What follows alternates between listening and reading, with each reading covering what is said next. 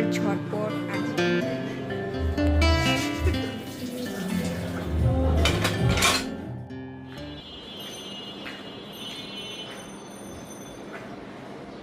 আসসালামু আলাইকুম and hello everyone, welcome to Eva's lifestyle. আজকের ব্লগটি আমি ক্লিনিং দিয়ে শুরু করলাম। আবার টাইটেল দেখে অনেকে চিন্তা করতে পারেন যে গেস্ট আসবে, এই উপলক্ষে হয়তোবা ঘর ক্লিন করছি। আসলে ব্যাপারটা এরকম না। অনেকদিন ধরেই প্ল্যান করেছিলাম ঘরটা ক্লিন করব, কিন্তু আলসেমি করে আর করা হচ্ছিল না। এত পরিমাণে ঝুল পড়েছিল।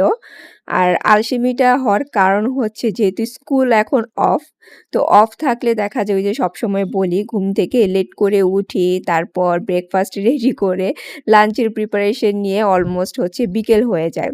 তো এর জন্য না আর ঘরটা হচ্ছে পুরো ডিপ ক্লিন করা হয়ে ওঠেনি।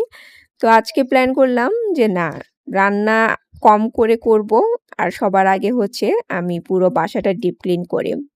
তো যেই চিন্তা সেই কাজ। ব্রেকফাস্ট শেষ করে আগে হচ্ছে আমি এই ঘরটা ক্লিন করতে চলে এসেছি।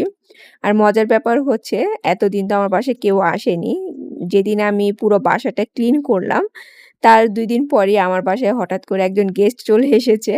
তো তখন মানে একটু রিল্যাক্স লাগছিল। যদি এই অবস্থাতে আসতো তাহলে আমার তো নিজেরই খুব খারাপ লাগতো। তারপর আবার মানে গেস্ট আসবে এই চিন্তা করলে তো আরো আমার প্রেশার শুরু হয়ে যেত। মানে ঘরের অবস্থা দেখে। তো যাই হোক, অফ ক্যামেরাতেই বাকি যেগুলো ক্লিন করার আমি করে নিয়েছি।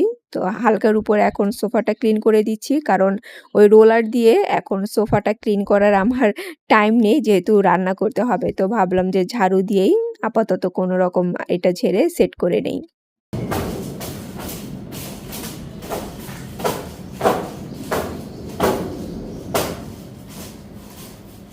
সকাল থেকে খুব সুন্দর রোদ ছিল। হঠাৎ এরকম মেঘলা হয়ে গেল।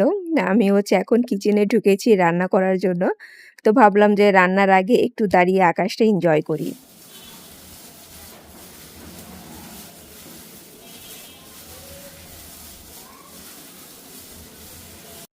প্ল্যান করেছিলাম আজকে যেহেতু অন্যান্য কাজ করেছি, সো রান্নার তেমন একটা ঝামেলাতে যাব না, শুধু ডিম রান্না করব।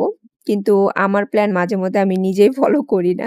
এই যে দেখেন, হঠাৎ মনে হলো লিয়ানের স্কুল ওপেন হয়ে যাচ্ছে, সো কিছু ফিশ কাবাব রেডি করে রাখি। আর এই ফিশ কাবাব বানানোর জন্য এতগুলো স্টেপ ফলো করতে হয়, ততক্ষণে হচ্ছে আপনার ২ টা রান্না কমপ্লিট হয়ে যাবে। শুধু যে ফিশ কাবাব তা কিন্তু না। আমি হচ্ছে আজকে টার্কিশ কাবাবও বানিয়েছিলাম। কিন্তু একটু তাড়াহুড়ার মধ্যে ছিলাম, যার কারণে আর ওই ক্লিপটা নিতে পারিনি। দেন ভাবলাম শুধু ডিম দিয়ে কি ভাত খাবো? যেহেতু কাবাব বানিয়েছি, সো একটু করে ভাজি, মানে আমরা লাঞ্চও করতে পারবো এই কাবাব দিয়ে। তো যাই হোক, এটা হচ্ছে তার পরের দিন। আমি এখানে আজকে বিফ রেজালা রান্না করছি। ওই যে বললাম একজন গেস্ট আসবে। আজকে হচ্ছে আলু পেঁপে দিয়ে ডিম রান্না করব। আর এখানে কিছু পেঁয়াজ বেরেস্তা করে নিচ্ছি কালকের জন্য। কারণ কালকে হচ্ছে একজন গেস্ট আসবে, মানে আসার কথা, আমি এখনও শিওর না। তো এর জন্য ভাবলাম যে কিছু প্রিপারেশন নিয়ে রাখি আজকেই।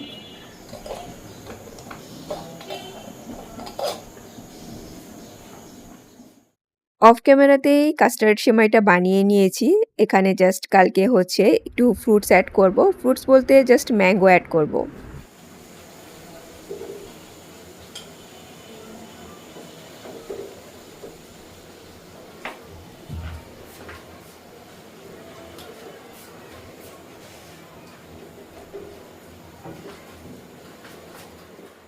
আচ্ছা, আমি তো গতকালকে বিফ রেজালার কাস্টার্ড বানিয়ে রেখেছিলাম। কিন্তু তখনও কিন্তু সিওর ছিলাম না যে উনি আসবেন। কারণ উনি একটু অন্যরকম মানুষ। বাসায় আসার পর রাতে বলল যে হ্যাঁ, সিওর আসবে। তারপরও আমরা মানে কনফিউজড ছিলাম আদৌ আসবে কিনা। তো ভাবলাম যে ঠিক আছে, বিফ রেজালাটা রান্না করে রেখে দেই। তো এটা তো আর মানে ফ্রোজেন করে রেখে দেয়া যাবে। তো এর জন্যই রান্না করেছিলাম। আর কাস্টার্ড সেমাই তো কোনো ব্যাপারই না। ডেজার্ট তো সবসময় আমরা খাই। সো উনি যদি নাও আসে কোনো সমস্যা নেই, আমরা নিজেরাই খেয়ে ফেলব। তো ওই চিন্তা করেই গতকালকে রান্না করে রেখেছিলাম।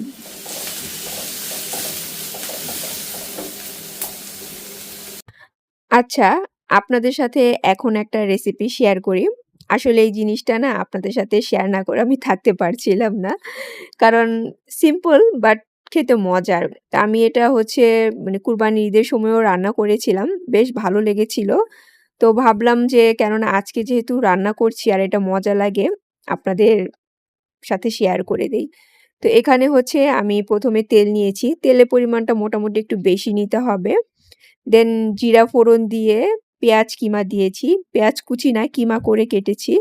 ওইটাকে হালকা লাল করে ভেজে দেন সামান্য পানি দিয়ে এখন মসলা দিয়ে দিলাম। যেমন আদা রসুন বাটা, হলুদ, মরিচ, ধনিয়া, জিরা, অল্প একটু গরম মসলার গুঁড়া দিয়ে তারপর হচ্ছে মসলাটাকে ভালোমতো কষিয়ে নিয়েছি। কষানো শেষে আর হ্যাঁ, একটু সামান্য হচ্ছে কাশ্মীরি শিমলা মরিচ দিবেন, কালারটা সুন্দর আসবে। তারপর দিয়েছি হচ্ছে টমেটো কুচি। টমেটো কুচিটা দেওয়ার পর যখন একটু সফট হয়ে গিয়েছে, এই পর্যায়ে আমি দিয়ে দিলাম সুইট কর্ন। আর এইটা হচ্ছে মাস্ট একটা আইটেম। মানে এটা মিস করা যাবে না। আপনারা সুইট কর্ন দেন কিংবা হচ্ছে বড় যে কর্নগুলো থাকে সেগুলো আলাদা করে সিদ্ধ করে ছোট, ছোট করে কেটে এখানে দিতে পারেন। যেমনটা আমি ঈদের সময় দিয়েছিলাম। কিন্তু কর্ন দিবেন। কর্ন দিলে না এটার ফ্লেভারটাই পুরো চেঞ্জ হয়ে যায় আর খুবই মজা লাগে। তো আমার ফ্রোজেন করা ছিল সেটাই আমি এখানে দিয়েছি। দিয়ে তারপর হালকা একটু ভেজে নিয়ে সামান্য একটু টমেটো সস দিলাম। তারপর হচ্ছে কাঁচামরিচ কুচি দিয়ে দিচ্ছি। যদিও মরিচ গুঁড়া দিয়েছিলাম কিন্তু মনে হলো একটু ঝাল হলে বেশি ভালো হবে। তারপর এই তো এখন মিক্স করে নিয়ে যেটা দিতে হবে সেটা হচ্ছে ডিম। সিদ্ধ ডিম আমি হচ্ছে এভাবে করে কেটে নিয়েছি। আপনারা আপনাদের পছন্দ মতো যেকোনোভাবে কাটতে পারেন। আবার চাইলে তেলের মধ্যে ডিমগুলোকে একটু ভেজে দেন এখানে দিতে পারেন।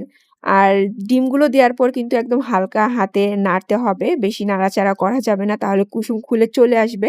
আর কুসুম খুলে চলে আসলেও মেক সিউর যেন কুসুমগুলো গলে হালুয়া না হয়ে যায়। তারপরে এই তো উপরে একটু ধনেপাতা কুচি দিয়ে এটাকে নাড়াচাড়া করে নামালে কিন্তু রেডি হয়ে যায়। আর এটা খেতে মানে আমি কি বলবো?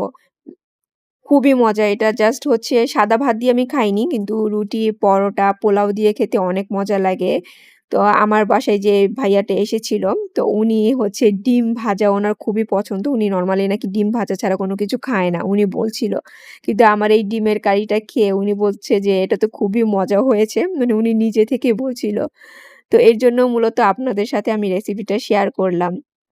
আর হ্যাঁ, ডিমের কারিটা রান্না করার জন্য যে মসলাটা কষিয়েছিলাম, সেখানে কিন্তু আমি লবণ দিয়েছি। সেটার কথা বলতে ভুলে গিয়েছিলাম। তো যাই হোক, তারপর ঝটপট করে এখানে হচ্ছে চিকেন রান্না করছি। আর এই চিকেন দিয়ে আমি আজকে আমার সেই সিগনেচার বিরিয়ানিটা রান্না করব। এটা রান্না হতে বেশি একটা সময় লাগবে না। কারণ অলমোস্ট মানে ১.৫ থেকে ২ ঘন্টার মতো এটা ম্যারিনেট করা ছিল। আর ম্যারিনেট করা থাকলে তো মাংস হতে বেশি একটা সময় লাগে না। তো সবকিছু দিয়ে মেখে রেখেছিলাম। এখন জাস্ট যে কয়েকটা জিনিসের দরকার সেগুলো দিয়ে তারপর রান্না করে নিচ্ছি। মানে তেল উঠে আসা পর্যন্ত কষাতে হবে। আমি যে বিরিয়ানিটা রান্না করেছি তো Facebook এ দেওয়ার পরে আরজে আপু বলছিলেন যে রেসিপি শেয়ার করার জন্য। সরি আপু আমি এটা রেসিপি শেয়ার করতে পারলাম না। কারণ এইটা রান্না করা এত ঝামেলা।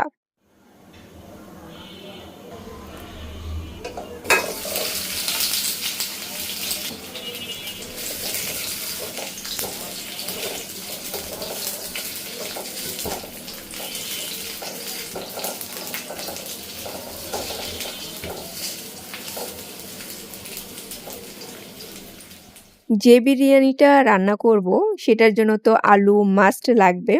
বড়, বড় সাইজের এবং আলুগুলো অবশ্যই একটু কালারফুল হতে হবে সুলতান'স ডাইনে যেমন থাকে। আমার এই সিগনেচার বিরিয়ানির জন্য বেশ কিছু কাচ্চি বিরিয়ানির মসলা ইউজ করতে হয়। মানে কাচ্চি বিরিয়ানিতে যে মশলাগুলো ইউজ করে যেমন শাহি জিরা, কাবাব চিনি, দারচিনি, এলাচ, লবঙ্গ, তারপর হচ্ছে আর কি যেন বড় এলাচ, স্টার অ্যানিস সো আর লবণ দিয়ে পানিটাকে হচ্ছে এখন ভালো মতো ফুটিয়ে নিব। এই বিরিয়ানিটা রান্না করতে আমার কাছে ঝামেলা লাগে। প্রথমত হচ্ছে আপনার চালটাকে পারফেক্ট সিদ্ধ করতে হয়। একটু বেশি সিদ্ধ হয়ে গেলে হালুয়া, কম সিদ্ধ হয়ে গেলে শক্ত। চুলার ফ্লেমটাকে একদম পারফেক্ট মাপে রাখতে হয়। তারপর হচ্ছে এই যে এরকম লেয়ারিং করা। যার কারণে না আমি ভিডিও করি না। আর যখনই আমি একটু বেশি পরিমাণে এই চিকেন তান্দুরি বিরিয়ানিটা রান্না করার ট্রাই করেছি, ততবারই এটা বেশি সফট হয়ে গিয়েছে। আজকেও তার ব্যতিক্রম কোনো কিছু না। তো আধা কেজির মতো যখন রান্না করি তখন পারফেক্ট হয়। এর চেয়ে বেশি করতে গেলেই না একটু নরম হয়ে যায়। তারপর চুলারও একটা ব্যাপার আছে। আমার বাসায় ইদানিং চুলার ফ্লেমটা না হঠাৎ করে বেড়ে যায়, হঠাৎ করে কমে যায়। আপনি যদি একটু কোনো কিছু মানে কমিয়ে তারপর এটা সেটা কাজ করতে যাবেন, মানে চুলার পাশ থেকে সরবেন, এসে দেখবেন সেই আঁচটা বেড়ে মানে চুলা মানে পোড়া অবস্থা হয়ে গিয়েছে। তো আমি সেদিন ফ্লেমটা পারফেক্ট দিয়েছিলাম। তো somehow না ফ্লেমটা কমে গিয়েছে। আর অন্যান্য কাজ করতে গিয়ে আমি হচ্ছে চুলার ফ্লেমটা আর খেয়াল করিনি। যার কারণে বিরিয়ানিটা বেশি সফট হয়ে গিয়েছে। তো যাই হোক এখানে ডেজার্টটা ডেকোরেশন করে নিচ্ছি। তো ডেকোরেশন কিভাবে করব? মনে যা আসে তাই দিয়ে করি। উপরে একটু ব্লাক কিশমিশ দিয়েছি।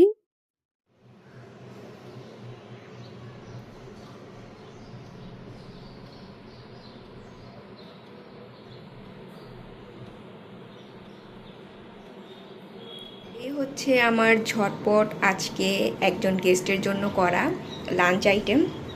এটা হচ্ছে সালাদ। এটা যে ধনেপাতা পুদিনা পাতা না সরি ধনেপাতার যে চাটনিটা করি ওইটা দিয়ে করেছি। তারপর এই যে ডিমের রেসিপিটা আপনাদের সাথে যে শেয়ার করলাম এটা ওইটা। দেন আমার সিগনেচার তন্দুরি চিকেন বিরিয়ানি। যদিও এটা আমি আজকে রান্না করে একদম স্যাটিসফাইড হইনি, কারণ চালটা একটু বেশি সিদ্ধ হয়ে গিয়েছে। মানে একটু বেশি পরিমাণে রান্না করতে গেলে দেখা যায় এটার অবস্থা খারাপ হয়ে যায়, তাই এটা আমি সবসময় রান্না করি না। তারপর এখানে হচ্ছে যে বিফ কালিয়াটা করলাম।